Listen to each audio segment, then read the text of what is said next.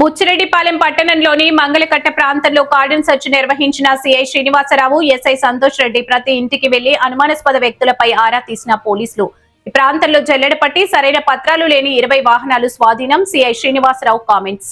ఉన్నతాధికారుల ఆదేశాల మేరకు కార్డన్ సెర్చ్ నిర్వహించాం. వాహనాలు నడిపేటప్పుడు హెల్మెట్ ధరించుకోవాలని, మద్యం సేవించి వాహనాలు నడపవద్దని ప్రజలకు సూచించాం. ఎండాకాలంలో రాత్రిపూట దొంగతనం జరిగే అవకాశం ఉందని జాగ్రత్తగా ఉండాలని తెలియజేశాం.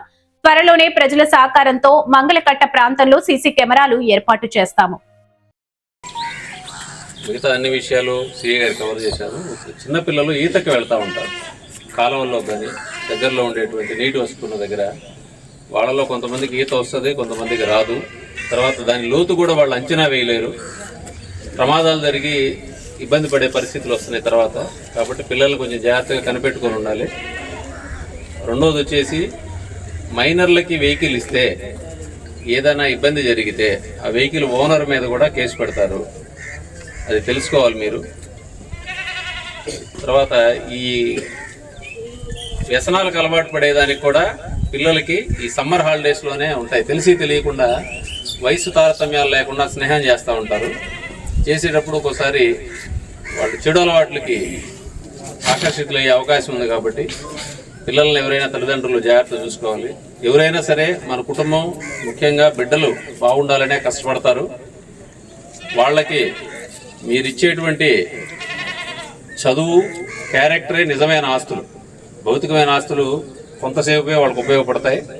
వాళ్ళకి మీరు నేర్పించేటువంటి చదువు, అదేవిధంగా మీరు వాళ్ళకి నేర్పించే బుద్ధులు మాత్రమే మనం ఉన్నా లేకపోయినా జీవితాంతం వాళ్ళ వెన్నంటుంటాయి. కాబట్టి మంచి చెడ్డ మీరే చెప్పాలి. బయట ఎవరు కూడా చెప్పరు, ఎవరికి అవసరం లేదు. ఇంట్లో మన పిల్లలకి ఏది మంచి, ఏది చెడ్డ, ఎవరితో ఎలా ఉండాలనేది మనమే క్లియర్గా చెప్పుకోవాలి. తర్వాత మా డిపార్ట్మెంట్ వైపు నుంచి సిఐ గారు చెప్పారు, ఎవరైనా కొత్త వ్యక్తులు వస్తే మాకు సమాచారం ఇవ్వండి. ఈ గంజాయి లేదా అసాంఘిక కార్యక్రమాలు, తర్వాత పేకాటలు, కోడి పందాలు, ఏదైనా వ్యభిచారం జరుగుతూ ఉంది, ఇలాంటి విషయాలు వస్తే కూడా వెంటనే పోలీస్కి చెప్తే మేము చర్య తీసుకుంటాం. మీకు చిన్న ఉదాహరణ ద్వారా చెప్తాను. ఏదైనా మన శరీరంలో ఒక చిన్న గాయం అయ్యి లేదా ఏదో ఒక అవయవానికి ఒక చిన్న జబ్బు చేసింది అనుకోండి, పట్టించుకోకుండా వదిలేస్తే ఏమైంది? శరీరం అంతా పాకి తర్వాత మనిషి పూర్తిగా నాశనం అయిపోతారు. అట్లానే మన చుట్టూ ఉండే సమాజంలో కూడా ఏదన్నా ఒక చెడ్డ విషయం ఉంటే దానిని సరి చేయకపోతే మిగతా సమాజం మొత్తం పాడైపోయింది. మనకెందుకులే, మన ఇంటి పక్క కదా, పక్క వీధిలో కదా, లేకపోతే మన కాలనీ చివరిలో కదా, మన దాకా రాదులే అని మాత్రం దయచేసి అనుకోవద్దు. ఏ చెడ్డ విషయాలున్నా పోలీస్ శాఖకు వెంటనే సమాచారం ఇస్తే ఇమీడియట్గా యాక్షన్ తీసుకుంటారు. మీ అందరికీ తెలుసు 112 నెంబరు.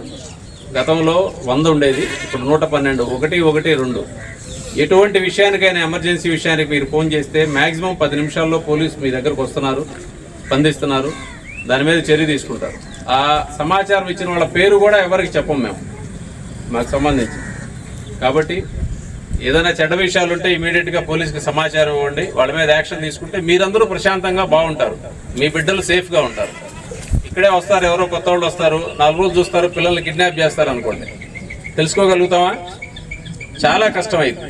కనిపెడతారు పోలీసు, కాదు కొన్నిసార్లు సక్సెస్ కాలేరు కూడా. కాబట్టి ప్రజల యొక్క సహకారం చాలా ఇంపార్టెంట్. మీరే గమనిస్తూ ఉంటారు. అందరూ కూడా పోలీస్ శాఖతో సహకరించి మీరందరూ ప్రశాంతంగా ఉండేదానికి పోలీస్ శాఖ చేసేటువంటి డ్యూటీలో భాగస్వాములు కావాలని చెప్పి విజ్ఞప్తి చేస్తున్నాను. Thank you. మంగళసూత్రాలు ఇవన్నీ బంగారం వస్తువులు ఉన్నాయి కాబట్టి వాటిని కూడా ఏం చేస్తారు, లాక్కుని పారిపోతారు. కాబట్టి ఈ ఎండాకాలంలో ఆరు బయట పడుకునేటప్పుడు అప్రమత్తంగా ఉండాలి. ఎటువంటి పరిస్థితుల్లో కూడా మీ యొక్క తాళాలు కానీ లేదా బలమైన వస్తువులు కానీ ఆదమరిచి రోడ్డు మీద ఆరు బయట పెంచకూడదు. అందువల్ల మీరందరూ ఈ ఎండాకాలం దొంగతనాలు జరగకుండాలంటే అప్రమత్తంగా ఉండాలి. తర్వాత మనంతా చిన్నపిల్లలు, ఆడవారు ఉన్నారు. చట్టాలు కొన్ని మనకు ఉన్నాయి భారతదేశంలో కానీ ఆంధ్రప్రదేశ్లో కానీ. ఈ ఆడవారిని, చిన్నపిల్లల్ని మీద ఎవరైనా కానీ నేరాలు కానీ హత్యలు కానీ ఆనవాళ్ళు చేసి చాలా కఠినమైన శిక్షలు ఉన్నాయి. కాబట్టి మీరందరూ కూడా ఆడవారి వల్ల, అదే చిన్నపిల్లల వల్ల దయాహృదయం కలిగి ఉండాలి. ఎవరన్నా కానీ వారికి ఇబ్బంది కలిగించినట్టయితే వారి మీద చట్టపరమైన చర్యలు తీసుకుంటాం. దానికి కూడా పోక్సో యాక్టు, సఖీ యాప్లు అనే కూడా యాప్లు ఉన్నాయి. కాబట్టి మీరందరూ కూడా ఎటువంటి పరిస్థితుల్లో కూడా చిన్నపిల్లలు కానీ ఆడపిల్ల కానీ హింసించినట్టుంటే మా దృష్టికి తీసుకురావాలి. మీరున్న ప్రాంతంలో మనకి కొన్ని సీసీ కెమెరాలు ఏర్పాటు చేయవలసిన అవసరం ఉంది. ఎందుకంటే ప్రతి గ్రామంలో ప్రతి చోట పోలీసు వారు తిరగరు కాబట్టి ఈ యొక్క కొత్త వ్యక్తులు కానీ ఇవన్నీ మనం రికార్డ్ చేయాలంటే సీసీ కెమెరా అవసరం. కాబట్టి యువత కానీ పెద్దలు కానీ ఒకసారి ఆలోచించి ఈ యొక్క మంగళకట్ట ప్రాంతానికి వచ్చే మార్గం పోయే మార్గంలో కంపల్సరిగా కొన్ని సీసీ కెమెరాలు ఏర్పాటు చేయాల్సిన అవసరం ఉంది. కాబట్టి మీరు మేము చేయగలిపి ఇక్కడ సీసీ కెమెరాలు ఏర్పాటు చేయాల్సిన అవసరం ఉంది. కాబట్టి ఉన్నటువంటి పెద్దలు ఆలోచించి అదేవిధంగా ఈ సీసీ కెమెరాల ఏర్పాటులో మీరందరూ కూడా సహాయ సహకారాలు అందించాలని తెలియజేస్తున్నాము. మీరందరూ కూడా చట్టానికి విధేయులై ఉండండి. మేము చట్ట ప్రకారం పనిచేయడానికి ఉన్నాం కాబట్టి చట్టం ఏంటి తెలుసుకుని రోడ్డు ప్రమాదాలు జరగకుండా దొంగతనాలు జరగకుండా మీరు సహకరించాలి మాకు. అదేవిధంగా సైబర్ నేరాల వల్ల అప్రమత్తమై ఉండాలి. చిన్నపిల్లలు ఆడవారి వల్ల ఏదైనా కానీ ఇబ్బంది జరిగితే కఠినమైన చర్యలు ఉన్నాయి కాబట్టి వారికి కూడా ఇబ్బంది లేకుండా ఉండాలి.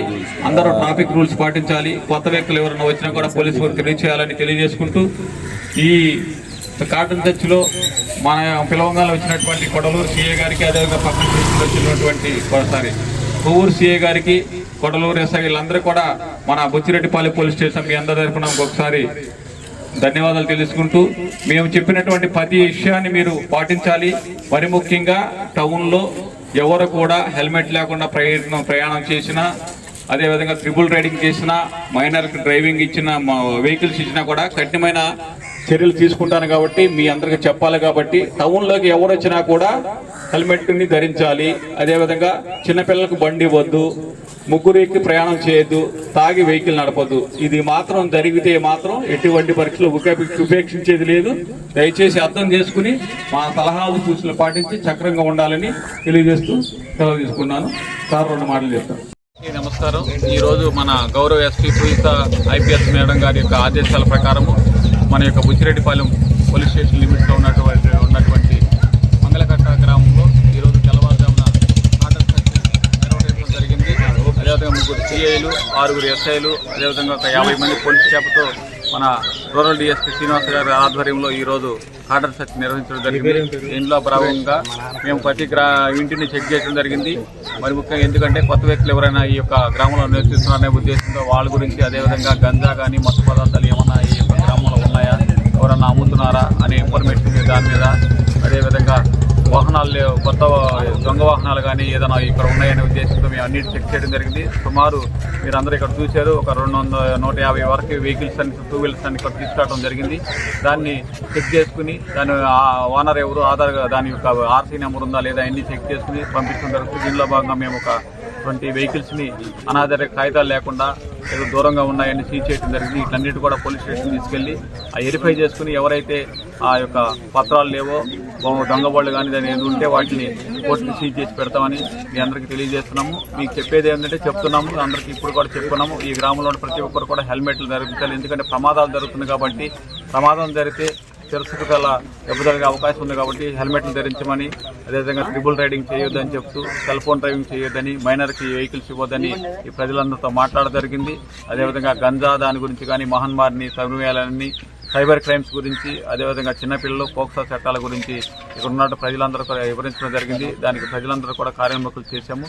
ఇదే విధంగా మన బుచ్చిరెడ్డిపాలెం మండలంలో ప్రతి గ్రామంలో కూడా కార్డన్ సెర్చ్ చేసి ప్రజలతో మమేకమయ్యి దొంగ వ్యక్తుల గురించి కానీ లేదా సంఘ వ్యతిరేక ఎవరైనా ఉంటే చట్ట ప్రకారం చర్య తీసుకుంటామని మీ సభాముఖం మీ అందరూ. సిబ్బంది ఎంతమంది పాల్గొన్నారు? సిబ్బంది వచ్చేసేసి 3 సిఐలు 6 ఎస్ఐలు ఒక 50 మంది స్టాఫ్తో మొత్తం ఒక 70 మంది పాల్గొన్నారు. అనుమానాస్పద వ్యక్తులు ఏమైనా గుర్తించారు సార్? అనుమాత వ్యక్తులు అయితే ప్రస్తుతానికి ఎవరు మనకి తార్చుకోలేదు. ఈ వాహనాలను అయితే తీసుకుని వచ్చాము. బండి కాగితాలు లేని బండ్లు లేదా నెంబర్ లేని బండ్లు చూస్తాము. వాటిని క్లియర్గా వెరిఫై చేసి వాటిని సీజ్ చేయడం జరుగుతుంది. ఏదైనా దానికి సంబంధించిన కాగితాలు ఉంటే దాన్ని రిలీజ్ చేయడం జరుగుతుంది. ఈ ప్రాంతంలో ఏమైనా రౌడీ షీటర్లు కానీ ఇక్కడ ఈ ప్రాంతంలో ఎవరైనా రౌడీ షీట్లు ఉన్నా కూడా వాళ్ళు చెక్ చేస్తాం. మన గ్రామంలో ప్రత్యేకంగా రౌడీ షీట్లు ప్రత్యేకమైన నిఘా ఏర్పాటు చేయబడ్డం, వాళ్ళని రాత్రులు 1 గంటల్లో చెక్ చేసుకోవటం, వారి ఫ్యామిలీతో కూడా కౌన్సిలింగ్ ఇవ్వటం, చట్టప్రకారంగా దీవించమని, సమాజంలో మంచి వ్యక్తులుగా ఉంటే ఏ విధంగా ఉంటారో రౌడీ షీట్లు సస్పెక్ట్గా ఉంటే సమాజం ఏ విధంగా గౌరవిస్తుంది వాళ్ళు మార్పు తీసుకోవడానికి మేము కృషి చేస్తున్నాము. ఆ విధంగా వాళ్ళు కూడా మారుతున్నారని మేము ఆశిస్తున్నాము.